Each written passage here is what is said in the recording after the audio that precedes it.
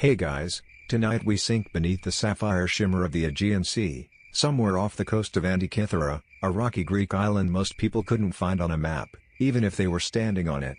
You're not diving for treasure. Well, not the shiny kind. You're here for something older, stranger, and far more confusing than gold. The water wraps around you like silk, warm and eerily quiet. Below, you spot the outline of a sunken ship, its timbers splintered and bones long since claimed by the sea. Scattered around the hull are amphorae, those familiar ceramic jugs used to haul olive oil or wine across empires. But that's not why your heart picks up its pace. No, it's something wedged beneath the collapsed beam, barely visible beneath barnacles and coral. It doesn't glint. It doesn't dazzle. It clinks. You tug at the lump of green-black bronze. As you free it, your fingers run across something unexpected: grooves, ridges, and little mechanical teeth, like the insides of a wind-up toy from another world. The thing is fractured, rusted, barely holding together. But it's clear that whoever built this had a plan. A very detailed one. Fast forward to 1901, when sponge divers rediscover what you're now holding. Back then, no one knew what to make of it. A gear? From ancient Greece? Not a chance. Must be modern junk that got mixed in somehow. But over time, as more fragments are found and the corrosion peels back, this thing starts whispering secrets no one expected to hear. So, before you get comfortable, take a moment to like the video and subscribe, but only if you genuinely enjoy what I do here. And hey, let me know where you're listening from and what time it is where you are. Now, dim the lights, maybe turn on a fan for that soft background hum, and let's ease into tonight's journey together. You're floating just above the wreck again, the quiet pressing in like a thick wool blanket. The currents tug gently at your legs, as if urging you closer. This ship, once en route from Asia Minor to Rome around 60 BCE, went down with a heavy load: statues, coins, pottery, and whatever this thing is. Historians still argue whether it was meant for navigation or entertainment, for science or sorcery. One thing's for sure, it wasn't junk. The mechanism ends up in the National Archaeological Museum in Athens, stuffed into a box and misfiled like someone's weird thrift store find. For years, nobody touches it. Imagine that, the most advanced machine in the ancient world sitting in a drawer, mistaken for just another broken statue. Classic. Decades pass. Technology improves. Someone finally thinks to scan the object with X-rays, and that's when the real fun begins. Inside the crusty bronze lump are dozens of gears. Tiny ones. Precise ones. Machined so accurately, they rival the stuff built for luxury watches today. You probably wouldn't survive a week trying to replicate this thing without modern tools, unless you also owned an army of time-traveling machinists and a very patient Greek god. As you hover in this watery dream, the reality of it all starts to blur. You're no longer just looking at a rusted gear.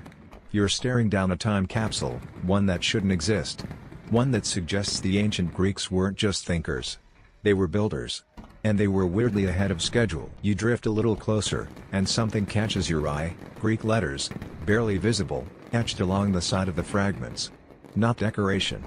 Not a dedication. Instructions. Someone actually engraved operating notes on the device, like the world's oldest user manual. Some of it reads like astronomical math. Some like calendar markings. And some parts? Totally undeciphered. Historians have translated chunks, but much of the mechanism's purpose is still a mystery, locked behind syntax and rust. That's the thing about this ancient gizmo: it doesn't want to make your life easy. It wants you to work for it. Still floating above the wreck, you imagine being the Roman sailor hauling this delicate, ridiculously intricate machine onto the ship. Did they even know what it did? Or were they just told, "Hey, don't drop the weird bronze box"? You wonder if someone on board understood its gears and dials. Or if it was already considered magic by the time it left Greece. We tend to picture ancient civilizations as primitive. Sandals, torches, and shouting a lot. But this mechanism asks us to rethink that. It nudges your brain like a whisper through time: "You've underestimated us." And honestly, that whisper is a little smug. It's cold now. You're still under the waves, but something about the shipwreck feels warmer, like it's slowly coming back to life the more you learn. As if the past is politely trying to remind you, "Hey, you may have Wi-Fi, but we had gears tracking the moon in 60 BCE. Not bad." You pull back from the wreck for now, the image of the bronze fragments lingering in your mind. You know you're just scratching the surface. You haven't even seen what's inside yet. But for tonight, you've recovered the first piece. A strange, broken machine lying forgotten at the bottom of the Aegean. A silent message sent across time by thinkers who trusted we'd eventually find it, if we were curious enough. You stand now in the crisp, echoing halls of the National Archaeological Museum in Athens. The walls are pale marble, the lighting soft and reverent, like the inside of a quiet chapel. Glass display cases stretch in all directions, filled with marble heads and rusted helmets. But you're not here for statues or swords. You're here for something stranger. It sits in its case like an old relic from a science fiction movie, except it's real. And ancient. And completely caked in centuries of sea minerals. Your eyes scan the chunk of greenish metal, just over a foot tall. It looks like it shouldn't matter, like something you'd toss in a junk drawer if you found it under your sink. And yet, you can't stop staring. This is the first recovered piece of the Antikythera mechanism. Or at least, the biggest. They call it fragmente, and no, it doesn't do much anymore, unless your idea of doing something includes haunting historians and shattering everything we thought we knew about ancient tech. But let's rewind a little. It's 1901 again, and Greek sponge divers, likely just looking for treasure or salvage, have already hauled dozens of marble statues and jewelry from the Antikythera wreck. They're exhausted. Pruny. Possibly sunburnt. So when someone hoists up a lumpy chunk of bronze, nobody throws a parade. At first, the museum catalogs it as, no joke, corroded gear or astronomical curiosity. It doesn't get studied right away. There's no frenzy. No scholars rushing down hallways shouting, "We found the world's first computer." That would have been nice.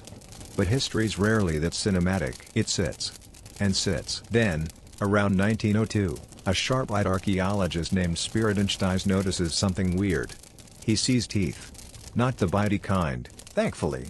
Gear teeth. Neatly spaced, evenly cut. Inside what was clearly a solid chunk of bronze, now corroded into a fossil. And just like that, someone finally says it out loud. Hey! This might not be junk. Fast forward to the 1950s. Technology improves, and researchers finally get around to X-raying the lump. And oh boy! Beneath the coral and rust, a crazy mess of interlocking gears. Over 30 separate toothed wheels, all different sizes, stacked in layers like a mechanical lasagna. Each gear is hand-cut. Made from bronze sheets maybe 1 or 2 millimeters thick. And we're not talking big clunky gears like a medieval windmill. These are tiny. Delicate. Some as small as modern wristwatch parts. One gear has 223 teeth. Try counting that without your eyes crossing. Now you're really leaning in, aren't you? Because let's face it, nobody expects ancient Greece to casually cough up a complex gear system that makes medieval clocks look like Fisher-Price toys. You wonder, how did they make this? How did they even think of making it? Historians still argue whether these gears were made with lathes or hand files, whether the Greeks had machine tools lost to history, or whether we've wildly underestimated their patience. Because cutting that many teeth with today's gear cutting equipment is a pain. Doing it with no electricity, no steel drills, and a lot of guesswork? That's borderline masochistic. You picture some poor Greek artisan hunched over a gear blank, squinting at it like it just insulted his mother. Filing. Measuring. Filing again. Every tooth had to mesh perfectly or the whole thing would lock up. No pressure. And the kicker? Most of it's still missing. Only about a third of the original mechanism has ever been recovered. Maybe 82 fragments total, depending on how generous you are with fragment. Some are the size of your hand. Some barely cover your fingernail. And yet, even with just that, they've figured out the mechanism had at least 37 distinct gears. Possibly more. Some researchers believe it had as many as 69. Nice. This thing is like a jigsaw puzzle with no box, half the piece is gone. And somebody poured salt water and irony all over it. And yet, here we are, still trying to solve it. Your attention drifts to the faint etchings around the rim of fragmented Greek letters, maybe once legible, now half faded like the memory of a dream. Modern imaging techniques reveal more, long inscriptions carved into the metal plates, some even hidden between gears. They're instructions, labels, astronomical data, even philosophical notes. Imagine cracking open your old DVD player and finding Plato engraved inside. Some of the writing describes the phases of the moon. Some mention the movement of planets like Venus and Mars. Other sections refer to eclipses, calendar cycles, even the timing of the Olympic Games. This wasn't just a toy. It was a knowledge engine. Still, No one's entirely sure what it looked like when whole. Reconstructions vary. Some show a box the size of a shoebox, with dials on the front and a hand crank on the side. Others add more layers, dozens of additional gears packed behind the face, like the world's most nerdy cuckoo clock. And yet it all fits. The math checks out. The mechanics are solid. You can turn the crank and the pointers move, showing moon phases, eclipses, even retrograde planetary motion. All calculated with gear ratios that would make a modern engineer clap politely and say, "Oh wow." Some argue it must have been ceremonial. Others insist it was a teaching tool, maybe even an elite calendar for rich patrons with too much time and not enough Google. A few fringe folks, of course, suggest alien influence. Because why not? But here's the cooler idea. Maybe this was just one of many. Maybe Antikythera wasn't unique. Maybe these devices were built, copied, passed down, and just didn't survive the centuries of war, fire, and occasional rampaging barbarian. You imagine a dusty Greek workshop, full of gears and sketches, long forgotten. Just waiting. And that coral-crusted gear in front of you? It's the last whisper of something that once ticked and turned and kept time with the stars. You're no longer in the museum. Now, you find yourself standing in a quiet lab, the kind filled with gentle whirring and the faint smell of dust and metal polish. There's a hush here, not out of reverence, but concentration. You're in the room where the Antikythera mechanism finally started giving up its secrets. A table is lit from above like an interrogation scene. On it lies Fragment A, surrounded by cameras, clamps, and something that looks suspiciously like a dental X-ray. You lean in as a technician guides a high-resolution scan across the corroded bronze. Every pass reveals a little more: hidden gear teeth, buried inscriptions, mechanical layering so dense it looks like steampunk origami. The real breakthrough comes when someone decides to scan the thing in slices, like a CT scan for mummified machinery. That's when it happens.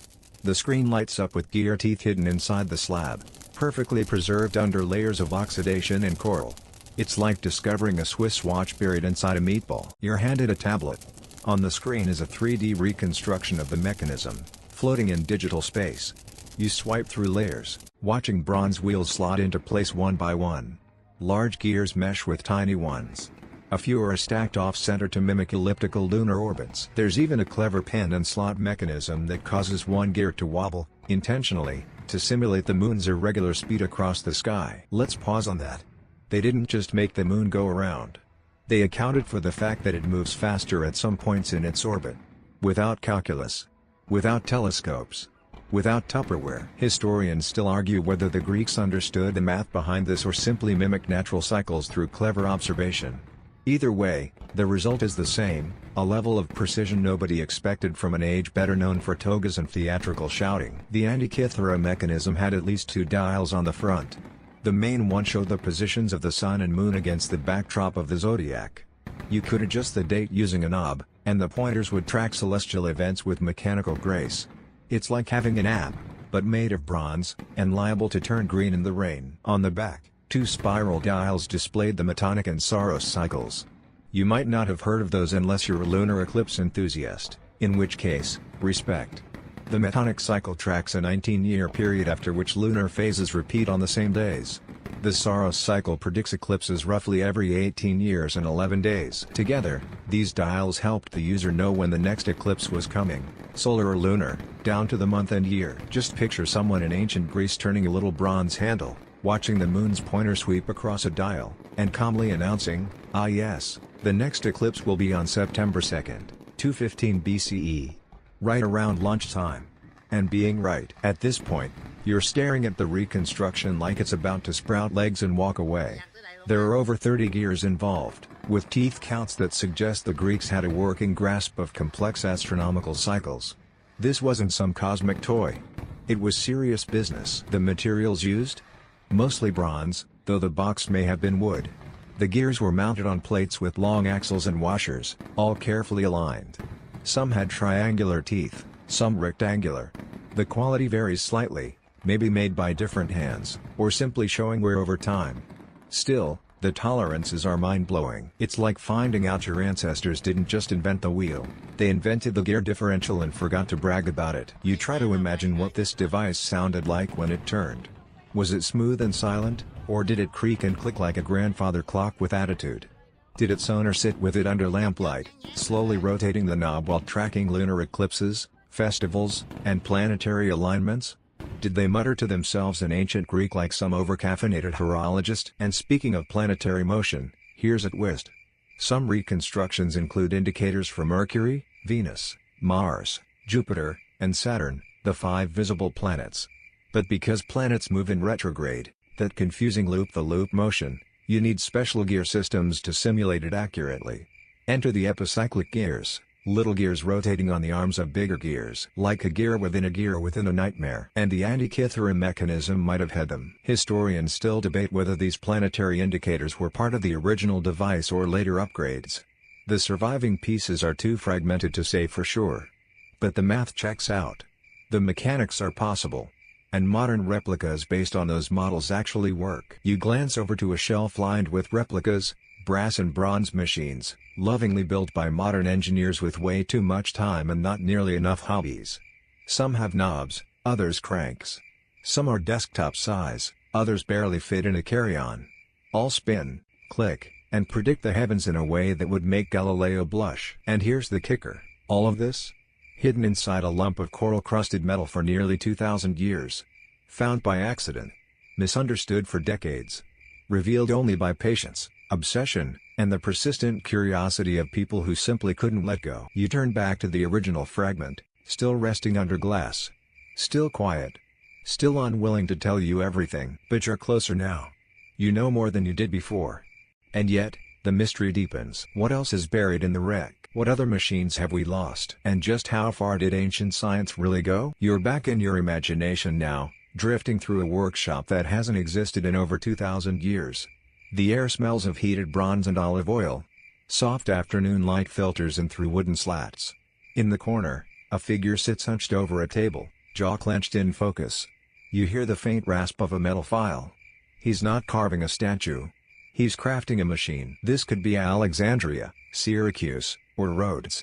Historians still argue whether the Antikythera mechanism was built in one of those places, or passed from one brilliant hand to another across the Mediterranean. But one thing is clear, whoever built it lived in a golden age of Greek science, a time when minds like Archimedes, Hipparchus, and possibly even Poseidonius were sketching the cosmos in ink and bronze. So who could have built it? Archimedes is the first name that comes to mind. That cranky old genius from Syracuse who shouted Eureka!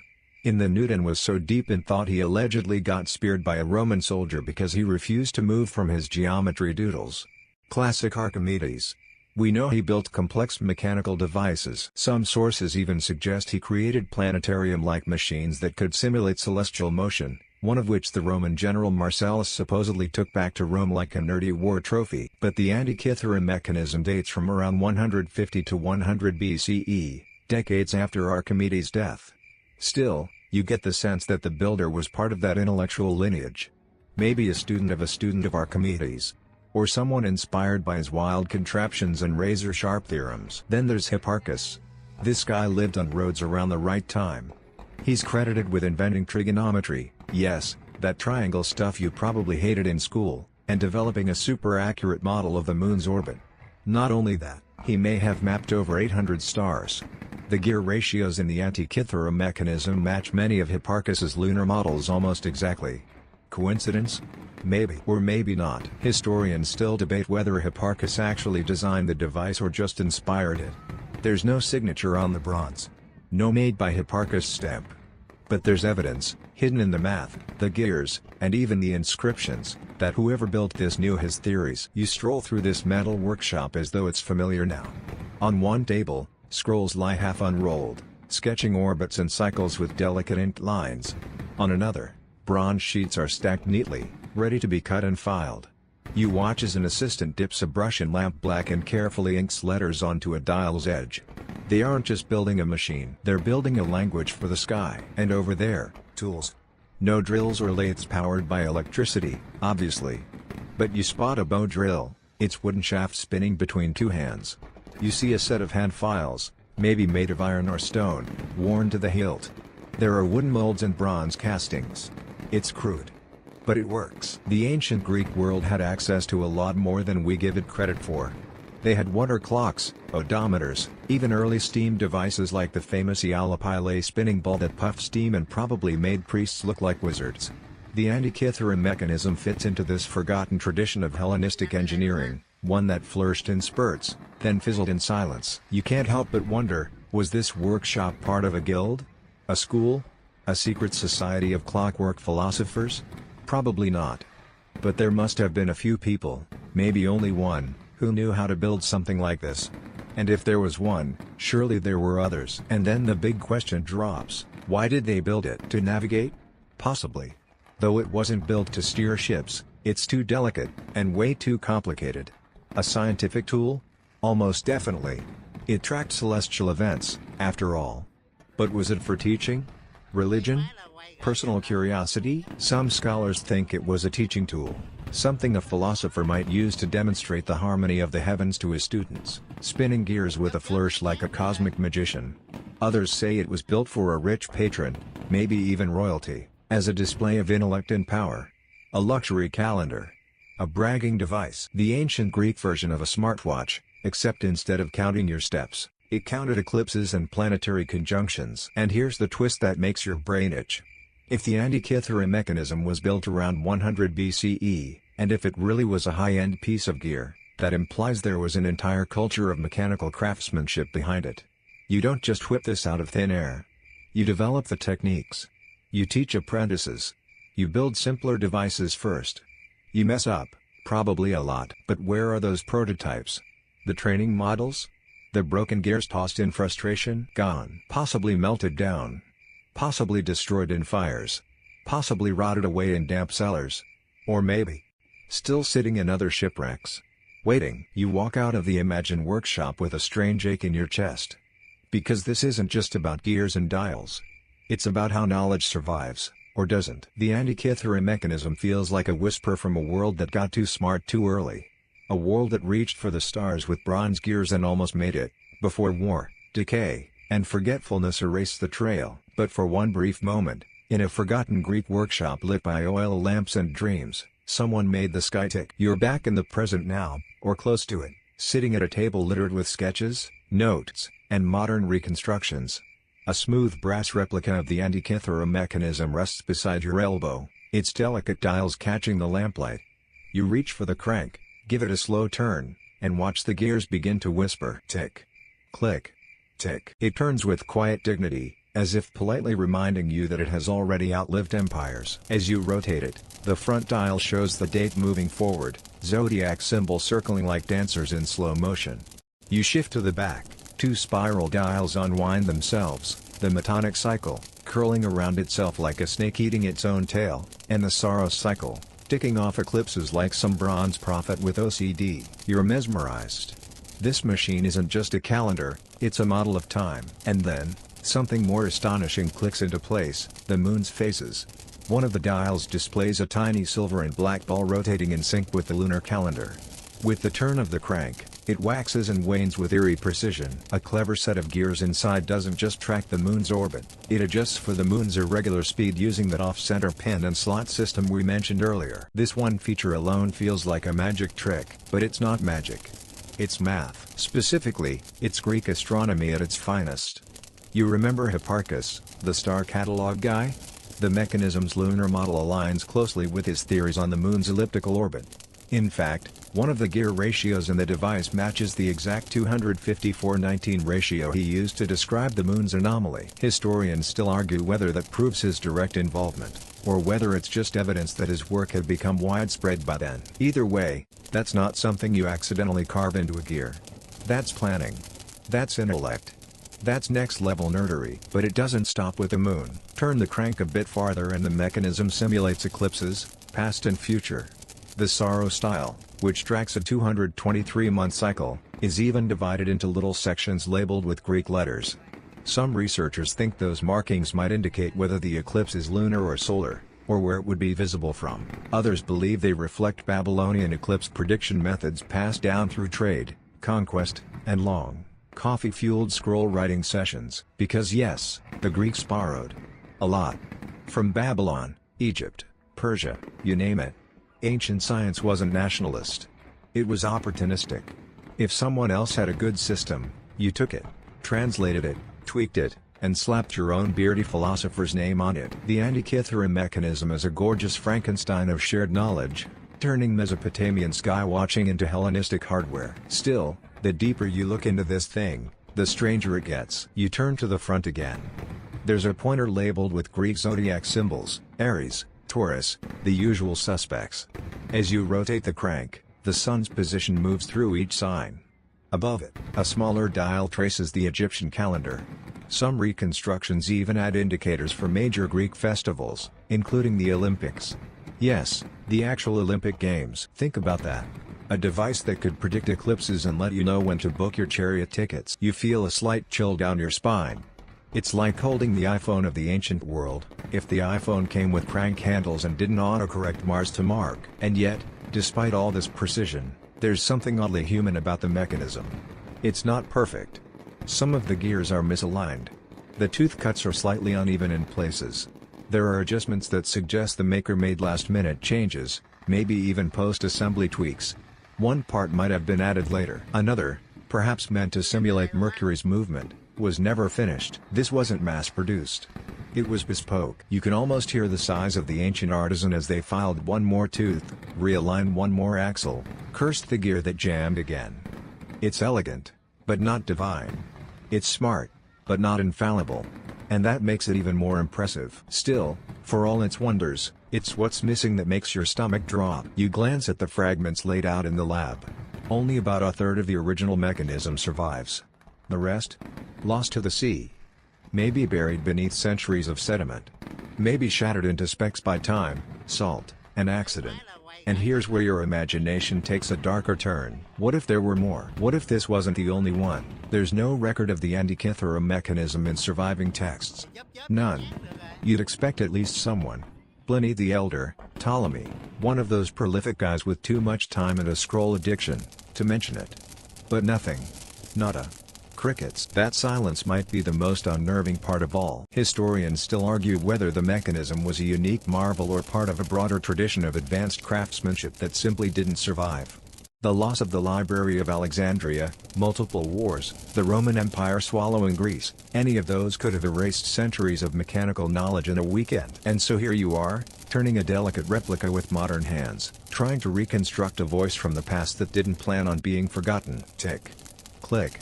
Tick. It's not loud, but it's enough to echo. You're still at the replica, fingers lightly on the crank, when something unexpected dawns on you. Not just what the Antikythera mechanism did, but how deeply it understood the universe. This thing doesn't just mark time, it thinks in cycles. Big ones. Strange ones. Ones you probably haven't thought about since high school science class, if ever. You give the crank another turn and feel the tension in the gears change slightly.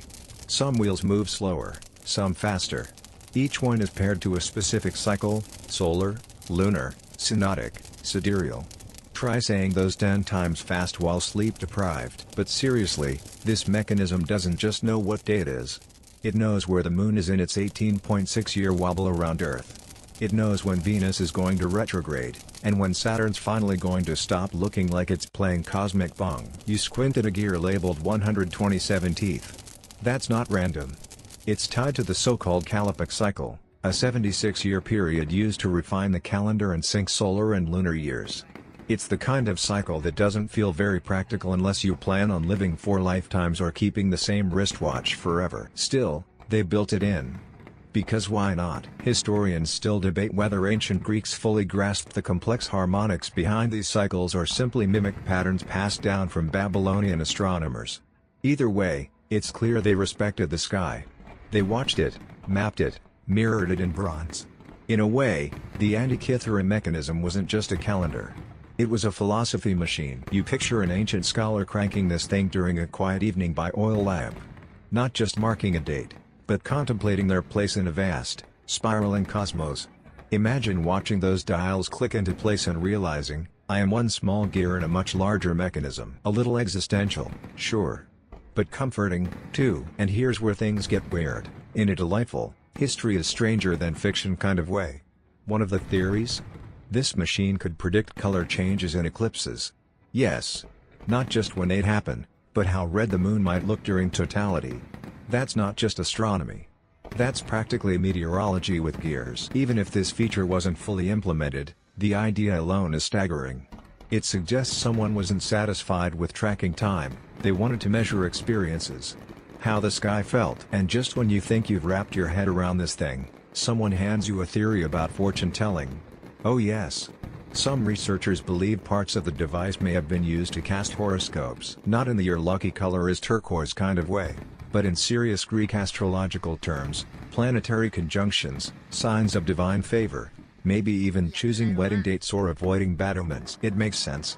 In ancient Greece, science and spirituality weren't at war, they were roommates. Astronomy and astrology lived in the same building and borrowed each other's sugar. So a machine that tracked the planets could also be used to interpret the will of the gods. Imagine selling that to a client today. Yes, it calculates lunar perigees, but it also tells you when Mercury's being a jerk. Now you're wondering what else it did that we haven't figured out yet. Because here's the thing. Most reconstructions rely on only a fraction of the original parts. That means we might be missing entire functions. Was there a separate dial for Mars's weird orbit? A flip-top lid with storage? Did it play music? Okay, probably not.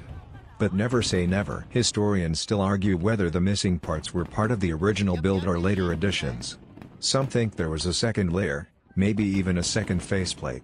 Others think there could have been a long pointer indicating planetary retrogrades across a wide arc. One team even proposed a digital-like readout made of rotating drums. Bronze readouts, in the 2nd century BCE. You pause to absorb that for a moment. Then you lean forward and look at the thing again.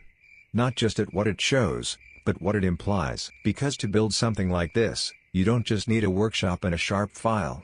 You need a base 60 counting system, accurate models of lunar anomalies, planetary period ratios, a gear layout that converts linear input to cyclic output, and the patience of a monk making wedding cakes with tweezers. It's not a leap to say the Antikythera mechanism represents the most advanced engineering in the ancient world. Not pyramids. Not aqueducts. Not marble columns. It's intimate, mechanical genius.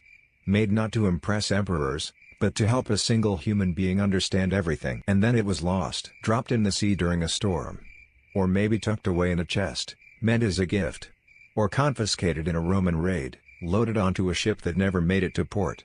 Whatever the story, the device sank, quietly, unceremoniously, and sat in salt and silence for 2,000 years. You sit back from the replica now. It's still ticking gently, as if it never stopped. And in a way, it didn't. Because every time someone turns that crank, be it in a lab, a museum, or your daydream, it starts the cycle again.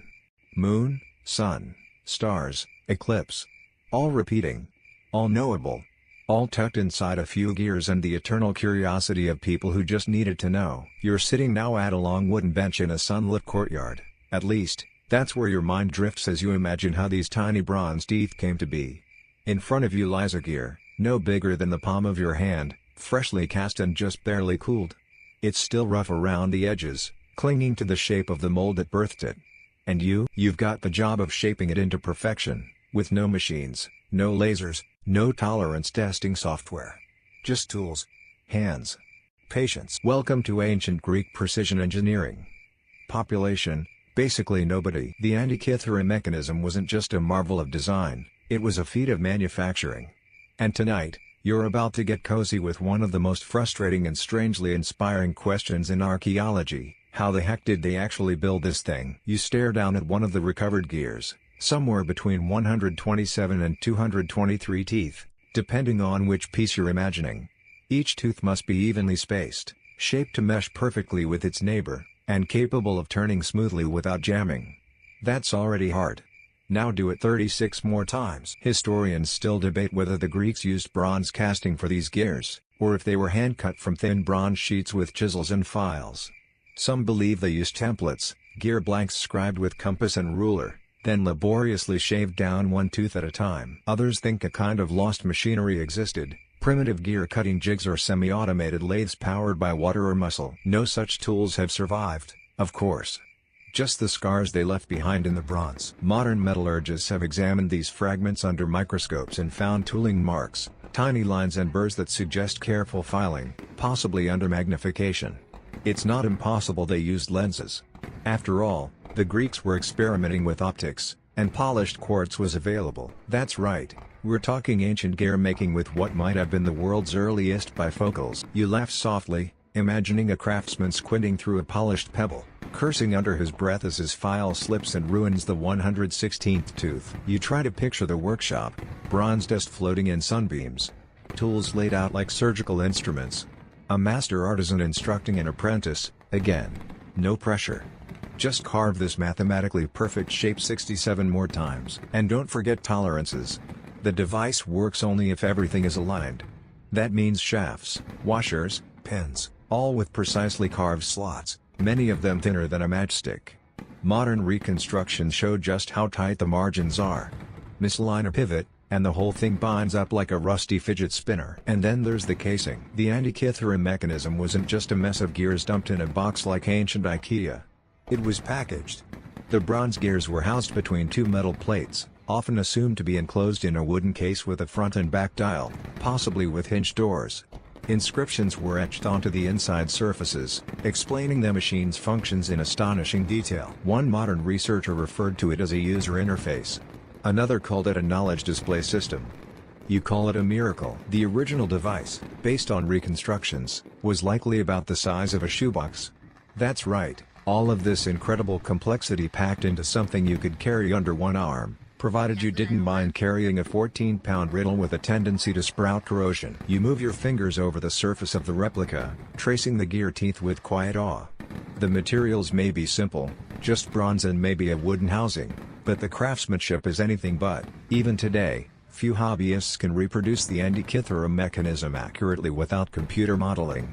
Try building one from scratch with only hand tools, and you'll learn fast that ancient craftsmanship wasn't just skilled, it was borderline supernatural. And yet they did it. Not once, probably, but many times. The degree of refinement in the Antikythera mechanism suggests an evolution of technique. This wasn't someone's first attempt. Which raises another eerie question: where are the others? Historians still argue whether the Antikythera mechanism was part of a series, maybe used in schools, temples, or observatories. If so, we've lost the entire production line. Maybe they were destroyed in the sack of Rhodes, or melted for scrap by people who never imagined bronze could remember the stars. Or maybe, just maybe, there's another one out there, still waiting under centuries of silt and sand, quietly ticking in its dreams. You step back from your mental workshop now. The replica's gears are still. The lab is quiet. But your mind is humming. Because what this machine shows, beyond time, eclipses, and planetary motion, is the power of craftsmanship in the hands of obsession. It says, we didn't just think about the universe. We built it. And for a moment, in this quiet twilight of gears and memory, you feel just a little bit closer to that vanished world. You're lying there now, comfortably heavy under a blanket of gears, calendars, and bronze echoes, except your thoughts won't settle. Because the more you think about the Antikythera mechanism, the more one unsettling truth keeps clicking through your mind like an off-kilter cog: we almost didn't find it. Really? The thing sat underwater for nearly 2 millennia. Not in a sealed vault or a protected tomb, but in a shipwreck at the bottom of the Aegean Sea, slowly turning into a crusty green lump of coral and confusion. It could have been missed entirely. Forgotten. Ground down by currents and fish teeth. Instead, it surfaced, accidentally, because a sponge diver got caught in a storm. You close your eyes and drift back to that day in 1900, off the tiny Greek island of Antikythera. It's early spring, and the sea is still cold. A group of sponge divers from Simi, wearing full canvas suits and those enormous brass diving helmets, yes, the ones that make them look like they're about to wrestle an octopus, descend beneath the waves. The water is murky. Visibility? Not great. But then, one diver sees something strange. A statue? A bronze arm? A tangle of amphorae and pottery shards?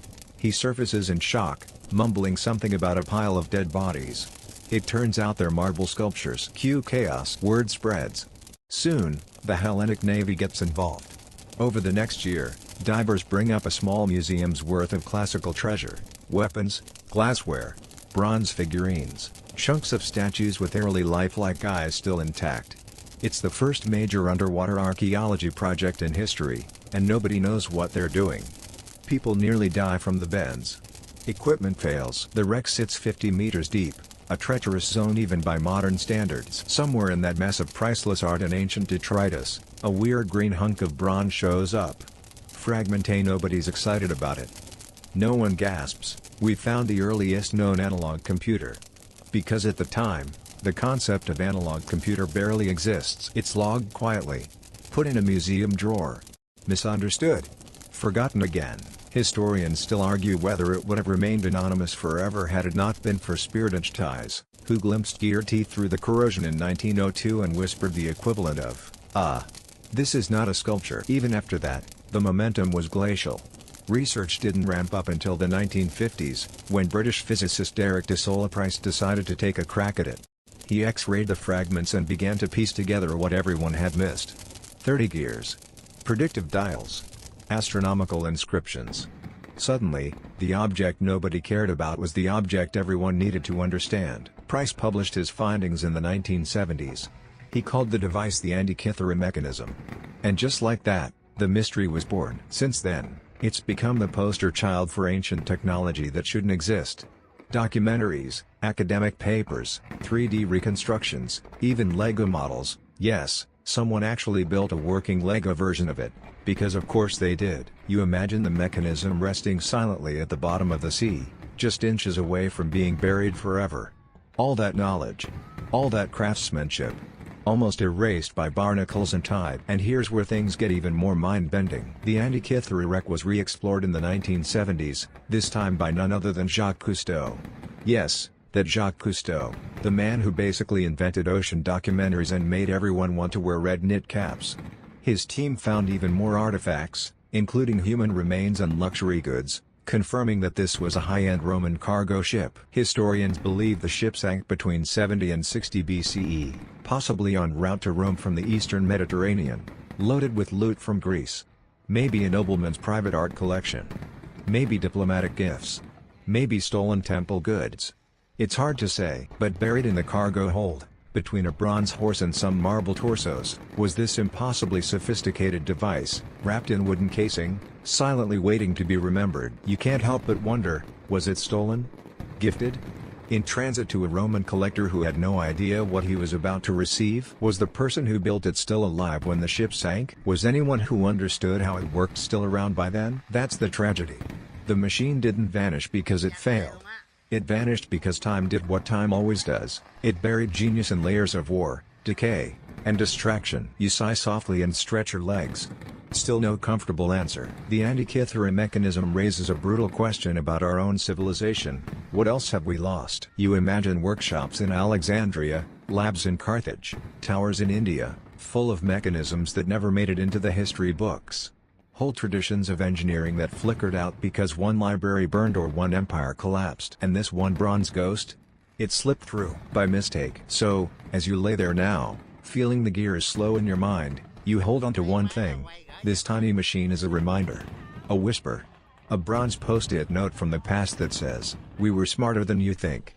And maybe, so are you. The room is dim now.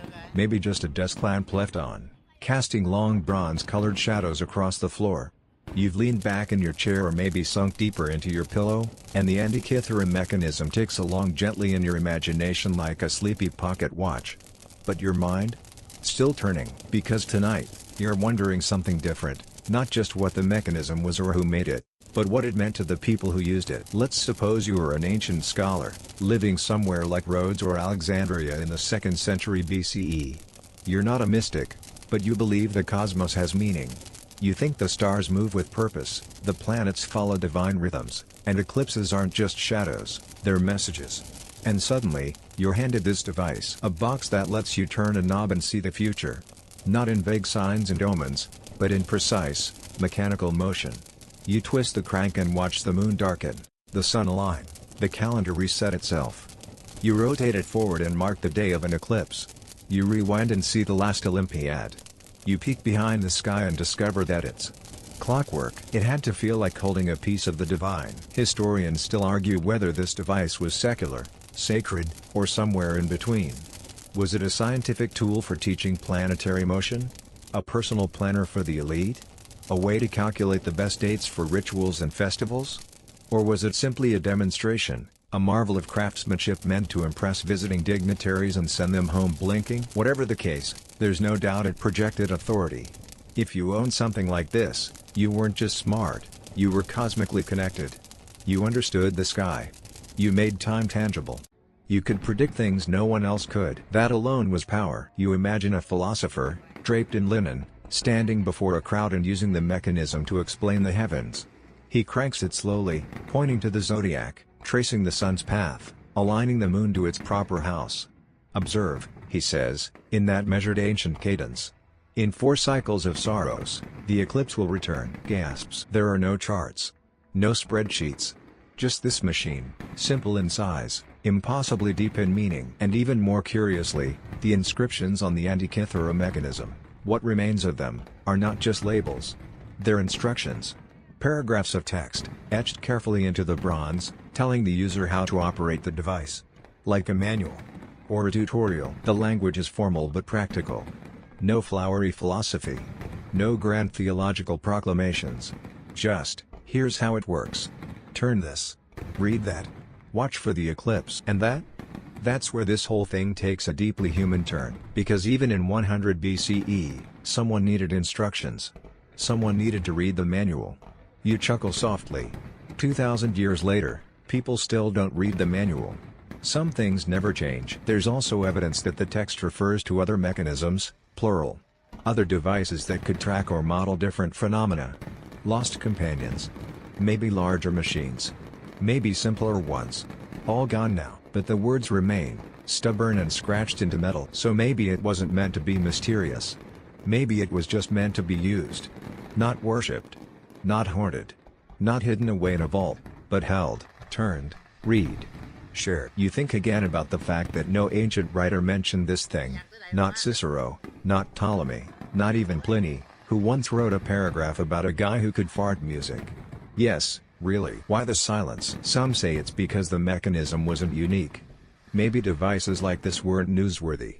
Maybe they were rare, but not unheard of. Maybe Greek science was simply that far ahead, and it just slipped through the cracks of history when Rome took the wheel and drove straight into the Dark Ages. Others suggest the opposite. That it was unique. That it was the personal creation of a genius lost to time. That the reason no one mentioned it is because nobody else had ever seen one. Either way, what you're holding in your thoughts now is more than a mechanism. It's a survival story. It survived storms, shipwreck, corrosion, and centuries of forgetfulness. It survived neglect and misinterpretation. It waited patiently on a museum shelf while other treasures got the spotlight. And then, finally, someone turned it over, looked a little closer, and noticed the teeth. And the sky began to turn again. You drift now through a quiet corridor, your mind's museum, lined with relics under glass. The lighting is soft. The world feels a little farther away. And ahead of you, behind a thick protective case, is fragment A of the Antikythera mechanism. Not the replica. The real thing. Corroded. Mysterious. Incomplete. Yet still holding court like a patient oracle who knows you're going to ask too many questions. You approach it slowly. Up close, the thing looks like little more than a lump. The bronze has turned a deep, mottled green. Coral growth has fused itself to the metal like barnacle tattoos. There are cracks, missing chunks, and jagged edges where gears used to be. It looks fragile, almost haunted. And then you lean just a little closer. And you see it. A perfect curve of gear teeth. Teeth that once turned smoothly, elegantly, predictably, each one shaped by hand, each one a number, a ratio, a whisper of celestial logic. You blink. In that moment, you no longer see rust. You see purpose. Someone made this. On purpose. For a reason. And then it hits you, this thing is broken. Not just physically, but narratively. It's a sentence halfway finished. A symphony with its final movement missing. You know what it was meant to do, but you don't know what else it could do. And you probably never will. Historians still debate what we've failed to reconstruct. There may have been more gears, additional displays, even a cover panel that's never been recovered. The writings we've deciphered only represent a portion of the full text. Other inscriptions are too faint, too eroded. One theory suggests a full instruction manual may have once been carved into the inner panels, lost now, forever, to the grinding logic of time and salt water. And that's the part that makes you ache, because if there's one thing the Antikythera mechanism teaches us, It's that history doesn't vanish all at once. It crumbles. Slowly. One forgotten line of text. One snapped axle. One misplaced gear. You think back to all the ancient knowledge we know used to exist. The books of the Library of Alexandria, burned. The engineering of the Romans, lost. The astronomical records of Babylon, buried. And yet this fragile, barnacle-hugged artifact, somehow, improbably, survived. Not whole. Not intact. But enough. Enough to inspire. Enough to question. Enough to remind us how much more there is to know. So you stand there, just breathing. Listening. Imagining what it must have sounded like when the mechanism was whole, turning slowly, its gears gliding over each other in a soft, steady rhythm. Bronze teeth catching bronze teeth, each one speaking to the next in a language older than empires. You wonder what it would feel like to operate the original mechanism. Would it be stiff with age, or still smooth, like a lock you haven't touched in years but that still clicks open like it never stopped waiting? The room around you fades. In your mind, the mechanism is whole again. You're standing in a quiet chamber in Rhodes, the walls lined with scrolls and star maps. The device rests on a pedestal. You place your fingers on the crank and turn. Tick. The moon advances. Click. The eclipse dial spins forward. Tick. The sun shifts gently through Aries. Click. The stars realign. And you, just you, stand at the center of time. Then, suddenly, you remember something simple and astonishing. This was all built before the telescope. Before Galileo. Before Copernicus. Before the printing press, the steam engine, or your last Amazon delivery. The Antikythera mechanism existed in a world without glass lenses or electricity, and it still tracked the heavens better than most people today could with a smartphone and a data plan. How did we forget? How do you forget this? You sigh. Not out of frustration, but reverence. The way you might sigh at the last page of a favorite book you'll never read again for the first time, because even incomplete, this device changed everything. It showed us that ancient people didn't just watch the sky, they understood it. Modeled it. Turned it into something they could touch. And whether they were predicting eclipses or planning rituals or just showing off their astronomical flex, it meant something. You step back from the glass. The fragment is silent again. Waiting. But now, you know what to listen for. You're walking now, not in the museum, not underwater, but through a dreamscape of ancient knowledge. Beneath your feet, the floor is tiled with constellations. Above, great gears turn slowly across a dark sky. It's peaceful here, like a planetarium built by myth. And somewhere in the center of it all, the Antikythera mechanism turns itself, patient as ever. But your thoughts are drifting outward now, beyond the gears. You start to wonder, what if we never lost this knowledge? It's a fun little thought experiment, isn't it? Imagine if devices like this had been passed down, copied, improved. If the Romans had mass-produced them. If the knowledge hadn't been erased, or burned, or hoarded in some doomed temple during a citywide library sale. Where would we be now? Would clocks have appeared 1,000 years earlier? Would the Renaissance have kicked off in the 3rd century? Would we have sent satellites into orbit by the 1400s? Or would we have just become really good at predicting eclipses and setting the date for feasts? Historians still argue whether the Antikythera mechanism represents a dead end, a flash of brilliance in a dark age, or a stepping stone that simply broke too early. Some say it was a lone genius's masterpiece. Others believe it was part of a wider tradition of mechanical astronomy that flourished quietly across the Hellenistic world and then got wiped out when the wrong empires collapsed. The truth? Probably somewhere in between. That's how history usually works. Brilliance bubbling up, getting noticed by a few, and then either catching fire or falling into the sea. But tonight, you lean into the dreamy idea that this device might have changed the course of history. That it could have unlocked more than the heavens. Because gears are funny things. One gear turns another, which turns another, and before you know it, a crank becomes a calendar. A mechanism becomes a map of time.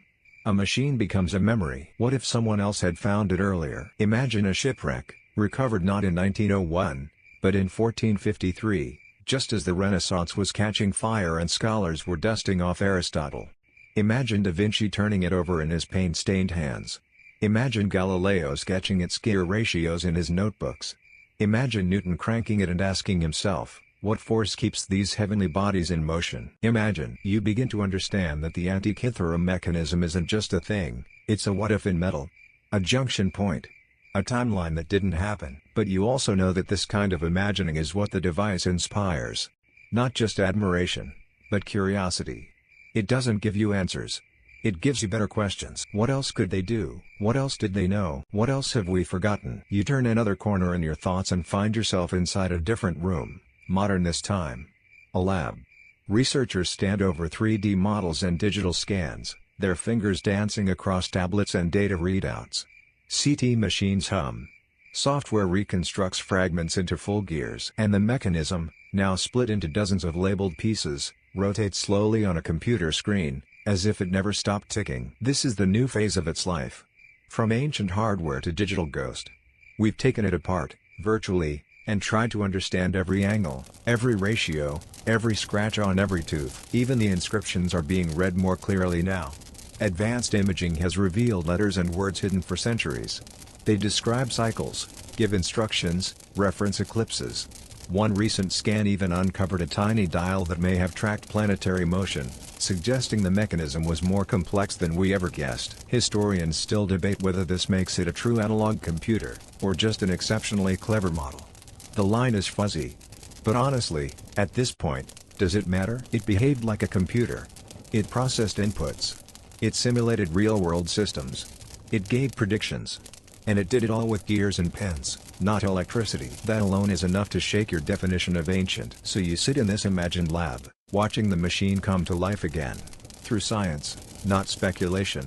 And it's beautiful, because even though it broke, even though we lost it, even though time tried to grind it into sand, the Antikythera mechanism is still doing what it was designed to do. It's helping us understand the cosmos. It's helping us measure time. It's helping us not forget. You're floating now, mentally, at least, in that liminal space between history and dream, where the boundary between fact and legend gets a little blurry, a little soft at the edges.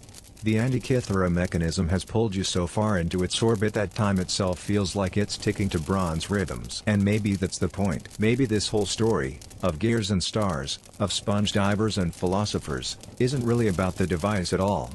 Maybe it's about time. Your relationship with time. Because the more you've imagined turning that crank, the more you realize, this machine isn't just tracking time.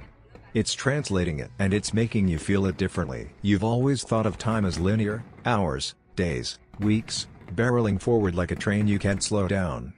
But the Greeks? They saw time in cycles. In returns. In rhythms.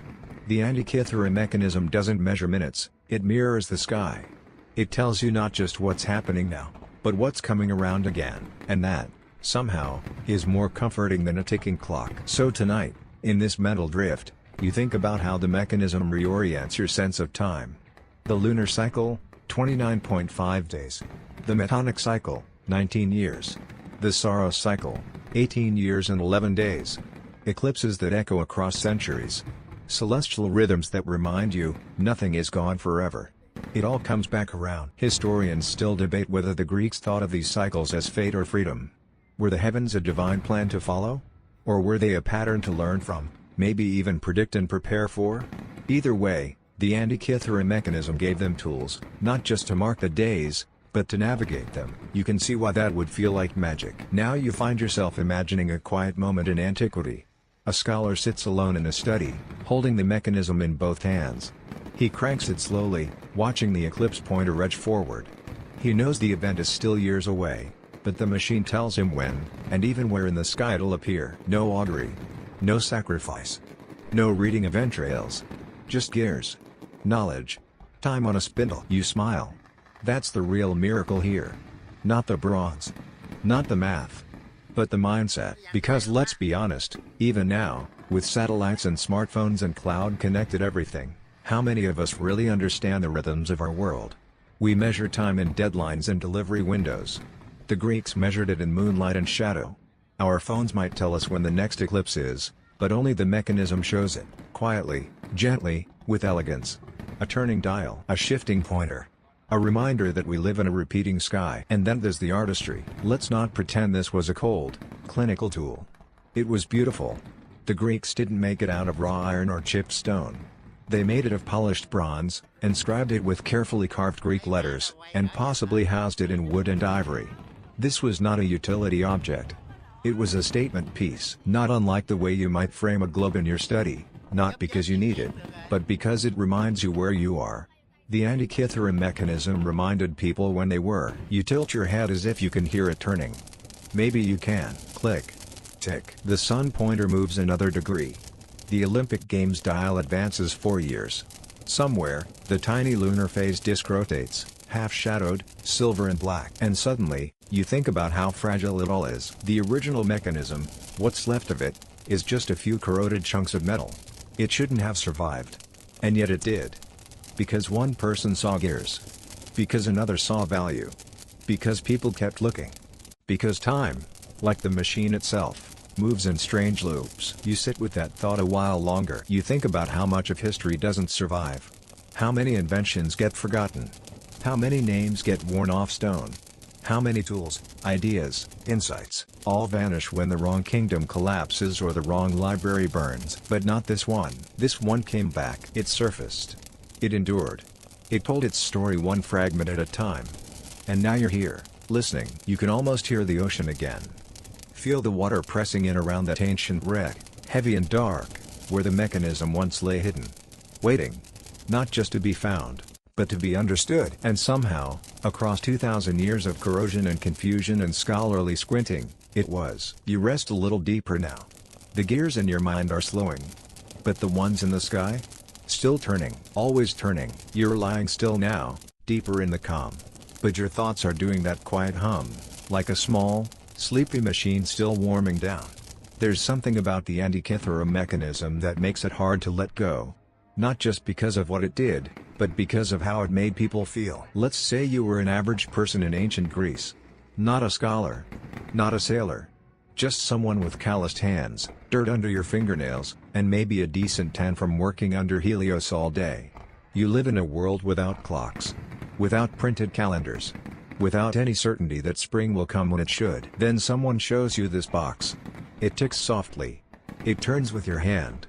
And when it turns, it tells you things only the sky should know. When the moon will vanish. When the sun will darken. When the stars will gather in their familiar places again. And you just stand there, blinking. Because this isn't mythology. It's mechanics. It's not divine fire, it's gears. This isn't a god's whisper. It's your own hand turning a wheel and watching time unravel at your pace. You can't help but feel small and enormous all at once. Historians still debate how widely known or shared the Antikythera mechanism would have been in its own time. Was it a showpiece for the elite? A tool for teaching astronomy to students? A ritual calendar for priests and priestesses? Or a luxury item, tucked aboard a ship to dazzle someone in Rome? Whatever its audience, it must have been astonishing. Not just because it worked, but because it showed the sky didn't have to be mysterious. You didn't have to wonder if the eclipse meant the gods were angry. The gears just clicked, and there it was, the date, the time, the explanation. Logic. Bronze logic. And there's something especially lovely about that, how an object so complex, so mathematically dense, could actually calm people. Give them answers. Offer some structure to a world full of uncertainty. You turn the idea over slowly, like a gear in your thoughts. Because maybe that's what it still does now. Maybe that's why people today, scientists, artists, hobbyists, sleepy podcast listeners, are still obsessed with it. Because the Antikythera mechanism, ancient and broken though it is, reminds us that there's order somewhere. A rhythm to all this chaos. A logic behind the stars. Even if the world feels loud and fast and full of random pings and deadlines and things breaking down, there's still something deeply reassuring about a machine that just turns. Quietly. Steadily. Forever syncing itself with the cosmos. There's a reason people build replicas of it in their garages. Not just to marvel at the engineering, but to feel what the ancients felt, connection. To the heavens. To each other. To time itself. You think now about the fragment again, the real one, resting behind its glass shield, cradled in soft museum light. It looks fragile. Cracked. Missing teeth, but in your mind, it's complete. Whole. Not because we've found every gear, but because we've remembered what it means. You take one more mental turn of the crank. The moon phase indicator moves. The eclipse dial turns. The calendar steps forward. And the whole mechanism, just for a second, feels alive again. Not ticking for time, ticking for memory, ticking for wonder, ticking for you. The stars are steady now. Your breath has slowed, matching the rhythm of the turning gears. You can still picture behind your eyes, soft bronze wheels gliding past each other in celestial choreography. You're almost there. Not quite asleep, but close. The thoughts have gotten quieter, softer, still curious, but not restless. You're thinking about legacy now, because at some point, the Antikythera mechanism stopped being a device and started being a message, one that no one meant to send, but that somehow found us anyway. Like a bottle drifting across oceans of time. Inside, a whisper, "We could do more than you think." That might be its most extraordinary feature, not just what it could do, but what it now represents. You picture all the hands that touched it. The builder's calloused fingers. The ship captain who maybe packed it carefully into a crate. The philosopher who explained it to a small, candlelit crowd. The apprentice who cleaned it gently, wondering if he'd ever understand it fully. And then, silence. Waves. Decay. Barnacles. Time doing what it does best, blurring. Until, suddenly, a diver finds it. Doesn't recognize it. Passes it along. Another man sees teeth. Someone else sees purpose. And the whole story begins again. Not just a machine rediscovered, but an idea resurrected. That's what you carry now as you lie still. Not the device itself, but the feeling it gives you. The sense that knowledge is never really gone. Just misplaced. Just waiting. The Antikythera mechanism didn't vanish. It hid. And it waited patiently, not for a king, not for a conqueror, but for a questioner. That means something. Because if this ancient device, corroded and forgotten, could whisper its secrets across 2,000 years, then maybe other things can, too. Maybe lost ideas, buried knowledge, untold stories, they're all still with us, just waiting for the right person to turn the crank and look. Historians still debate what will happen when we fully decode the mechanism. Will we find another gear? Another purpose? A deeper layer? Or will the final truth be more poetic than mechanical, that it's not about the data, but the wonder? And that's a beautiful thing to fall asleep holding, wonder. You curl a little deeper into your blanket. The lights of your imagination dim. The bronze glow fades, but the warmth stays, because even if the gears stop turning for the night, you now carry them inside. And they will turn again. You've made it to the quiet edge now. That soft, barely there place where thoughts begin to stretch and dissolve like clouds at dusk.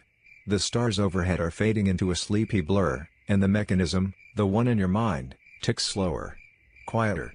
Not because it's breaking, but because it knows it's time to rest. One last turn of the dial. And here we are. The Antikythera mechanism, whole in your imagination, rests gently on a velvet cloth in a world that never really existed, part museum, part memory, part dream.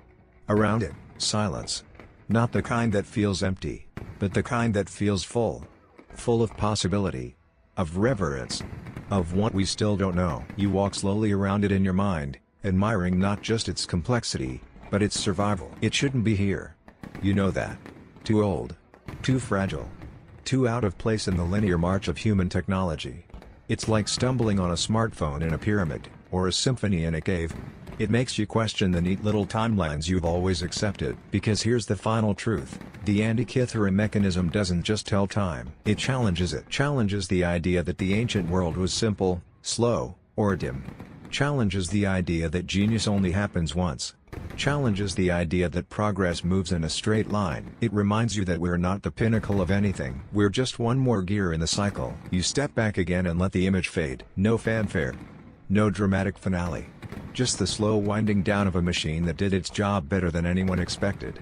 It gave us a glimpse, however brief, however partial, of a world where the cosmos was knowable, where the stars turned in rhythm with the human hand, and where curiosity was carved into bronze. And now, it rests. And so do you. The mechanism fades gently into darkness now, its final rotation complete.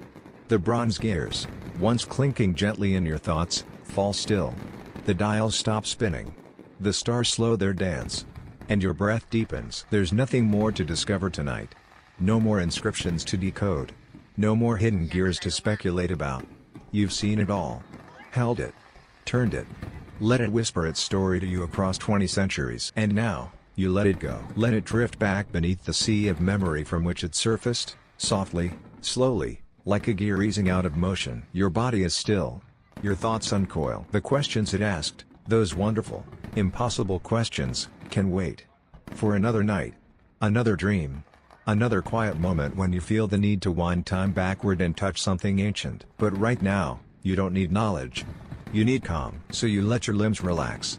your mind slow. And as your room darkens and softens around you, remember, somewhere, under layers of time and history, other secrets wait. Other stories are sleeping. Waiting for the light. Waiting for the right eyes. The right hands. The right wonder. But for now, all is still. The mechanism is at rest. And so are you. Sleep well.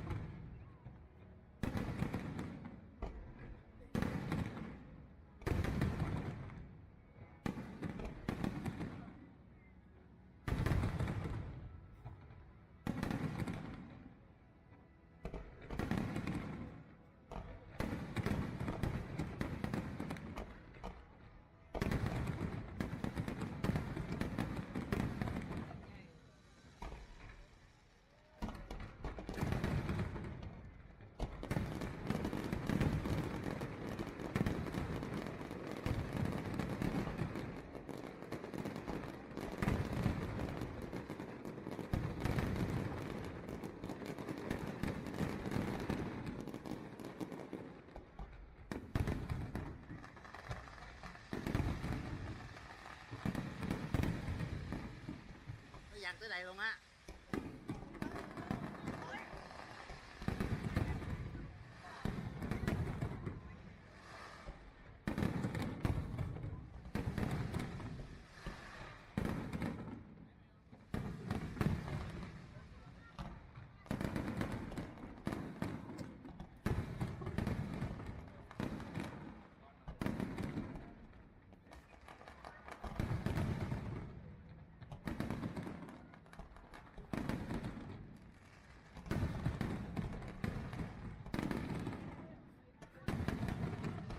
Lấy máy là quay gửi cho anh Thịnh.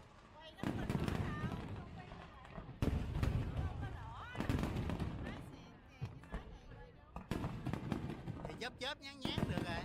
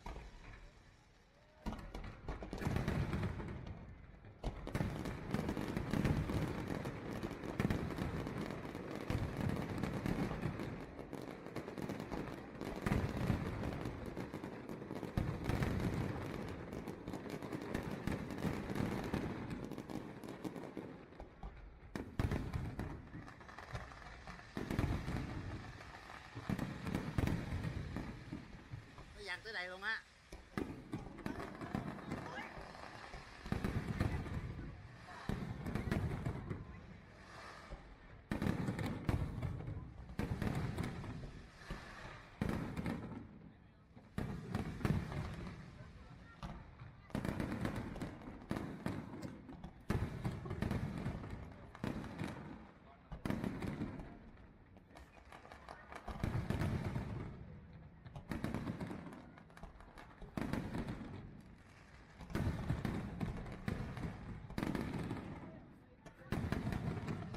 Lấy máy là quay gửi cho anh Thịnh.